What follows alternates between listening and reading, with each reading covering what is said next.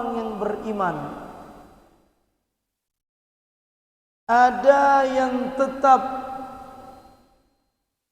memegang komitmen mereka. Di antara orang-orang beriman ada yang tetap memegang komitmen, jujur terhadap janji, sadaqu ma'ahadullah, jujur terhadap komitmen atau janji yang telah mereka ucapkan. Sudah tentu janji pertama kita sebagai seorang mukmin adalah saat kita berada di alam rahim. Saat Allah mengatakan, alastu bi rabbikum? Qalu bala. Bukankah aku Tuhan? Semua manusia akan mengatakan bala. Ya, engkaulah Tuhan yang hanya satu yang wajib disembah. Kemudian tentu komitmen kita sebagai muslim atau mukmin saat telah dilahirkan atau saat telah berada di bumi Allah, komitmen yang menjadi sebuah keharusan bagi kita adalah komitmen untuk sujud dan ruku serta beribadah dan berbuat baik kepada Allah Subhanahu wa taala, di mana Allah berfirman, ya ayyuhalladzina amanu irka'u wasjudu wa'budu rabbakum waf'alul khaira la'allakum tuflihun. Wahai orang-orang yang beriman, wahai kalian yang telah menyatakan iman, irka'u wasjudu, rukuk dan sujudlah, wa'budu rabbakum, sembahlah Allah, waf'alul khaira, berbuat baiklah agar kalian sukses, la'allakum tuflihun.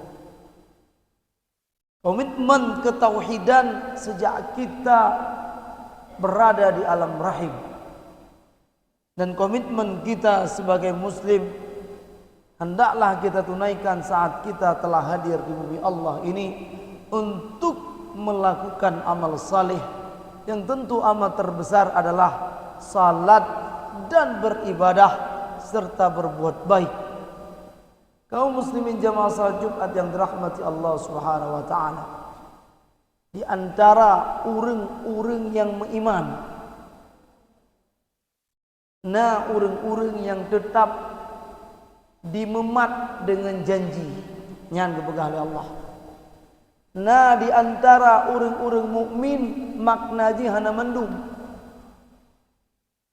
Minal mukminin, di antara orang-orang beriman hana mendung. Nah yang tetap jujur dengan janji yang tak ucapkan. Tentu pertanyaan ini adalah, atau pernyataan ini adalah sebuah pertanyaan yang harus kita tanyakan kepada diri kita. Apakah kita bakal menjadi golongan orang-orang mukmin yang memegang janji, yang jujur terhadap komitmen atau tidak? Orang-orang yang beriman atau di antara mereka yang beriman tadi yang teguh dengan komitmen dan jujur dengan janjinya, faminhum man qada nahbahu, kata Allah, di antara mereka ada yang telah wafat. Wa minhum man yantazir, dan di antara mereka ada yang masih menunggu. Para ulama mengatakan wafat di sini al-mautu 'ala as-sidqi wal wafa. Wafat dan sesuai dengan janji dan kesetiaan yang telah mereka ucapkan. Wa minhum man yantazir, dan di antara mereka ada yang masih menunggu. Wa ma baddalu tabdila, dan dalam penantian tersebut mereka tidak pernah berubah. Hantom sagai mubalik, walaupun ini semua masih menjadi rahasia Allah Subhanahu wa taala. Sehingga sering kita mengatakan masing-masing kita mengurus diri sendiri. Masing-masing kita fokuslah dengan diri sendiri, jangan dengan orang lain. Karena akhir daripada cerita kehidupan kita itu sudah ada garisan takdirnya. Dan kita tetap berdoa kepada Allah agar garisan takdir tersebut adalah takdir kebaikan hingga kita berpisah dengan alam yang fana ini. Faminhum man qadha nahbahu. Jika kita wafat, maka kita wafat dengan kejujuran tadi. Wa minhum man yantadhir. Dan jika kita masih menanti waktu yang telah ditentukan, mudah-mudahan penantian ini tetap istiqamah dan tidak pernah bertukar. Kaum muslimin jamaah salat Jumat yang dirahmati Allah Subhanahu wa taala. Di antara mereka yang telah wafat, kemarin kami mendengar berita kalau pendiri Komite Nasional untuk Rakyat Palestina KNRP, sebuah komite yang sering kita hadirkan ke Masjid Al-Munawwarah ini, pendiri komite tersebut yang bernama almarhum Bapak Suripto, lahir 1936, wafat 2025, 89 tahun. Dalam pandangan kami, selama berinteraksi dengan beliau, adalah salah seorang yang teguh dengan komitmen hingga akhir hayat. Seorang aktivis kemanusiaan yang teguh, bahkan dalam sakit beliau selalu beliau mengatakan tidak pernah rela jika Palestina tersebut belum merdeka, tidak pernah rela jika Palestina masih dizalimi, masih dijajah. Tentu kita mengetahui bahwasanya salah satu PR terbesar bagi umat Islam saat ini adalah membebaskan Palestina, yang kondisi Palestina begitu sangat menyedihkan. Lebih kurang hampir 80 tahun lebih kita dipaksa untuk menyaksikan kezaliman terhadap Palestina yang merupakan kota suci umat Islam. Salah satu masjid, salah satu simbol suci, salah satu tempat yang sangat dimuliakan oleh Allah hingga saat ini masih berada di dalam kezaliman. Bahkan mereka yang ditakdirkan hidup di sana dibantai siang dan malam, dan kita umat Islam, 2 miliar umat Islam, hanya bisa menyaksikan dan tidak bisa melakukan apapun. Hingga saat ini sudah 68.875 rakyat Palestina yang dibantai. Mendung umat Islam kalem, mendung umat Islam dengar, mendung umat Islam baca, tapi hana mentidro yang dituju untuk jagede dan poh ataupun perang bangsa Yahudi laknatullah alaihi. Begitu lemahnya umat Islam saat ini. Zaman masa Nabi nasidro urang inang dipekaru le Yahudi, langsung Nabi memerangi bangsa Yahudi dan diusir dari kota Madinah. Getanyo jino 68 ribero saudara muslim yang dipoh dibantai, uro malam di ke mata. Hana mutiro getanyo yang mampu bergerak. Dan Bapak Suripto almarhum telah menyatakan komitmennya hingga akhir hayatnya untuk terus bergerak berjuang membebaskan Palestina. Alhamdulillah sudah banyak bantuan yang kita berikan ke sana, termasuk dari masyarakat Kampung Suak Timah ini. Beliau sebenarnya bukan orang baru. Bahkan ketika saya membaca sejarah kehidupannya, ada buku berjudul Menguak Tabir Perjuangan Suripto, Sejak tahun 1965 seorang aktivis yang anti dengan komunisme. Kamu perang kajamun, ka berjuang kajamun. Sejak tahun 60 anti dengan PKI di masa Soekarno. Bahkan pernah mendemo Presiden Soekarno terhadap ide gagasan Nasakom yang pernah dibawa oleh Presiden Soekarno.